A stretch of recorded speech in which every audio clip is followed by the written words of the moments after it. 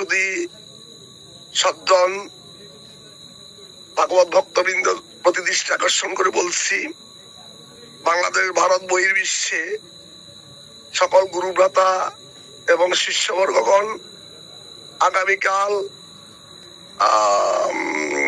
11ই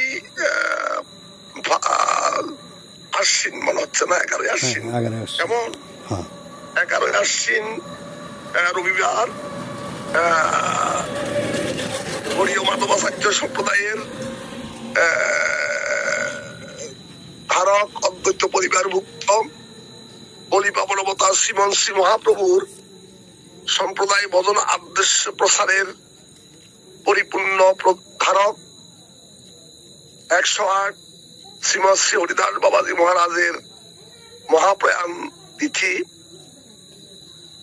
এই মহান প্রয়াণ তিথিতে সকল গুরুভাতৃবর্গ, শিষ্যবর্গ সেই গুরুদেবের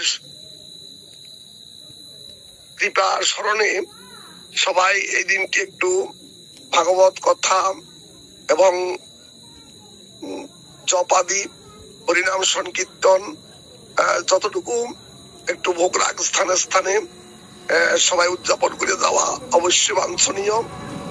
আর গুরুদেবের এই মহাপ্রয়াণ তিথির প্রতি যতটুকু যথাযথ সম্মান, ভক্তি শ্রদ্ধার মাধ্যমে সম্মান জ্ঞাপন করা। সত্যি বাবাজি মহারাজ এই দিনে আমাদের সেই সুবর্ণচর নোয়াখালী এই মহাপীঠস্থান যেখানে বাবাজির সমাধিপীঠ, সেখানে মহাসমারোহে সে বাবাজি মহারাজের প্রয়াণ তিথি উদযাপিত হচ্ছে। জায়গায় জায়গায় বাংলাদেশ, ভারত অনেক জায়গায় এই অনুষ্ঠান উদযাপিত হচ্ছে। তো সত্যি এই দিনে বাবাজি মহারাজ উনি ওনার সাধন উচিত দেহ রেখে উনি সিদ্ধ দেহে ওনার নিত্যধামে চলে যান।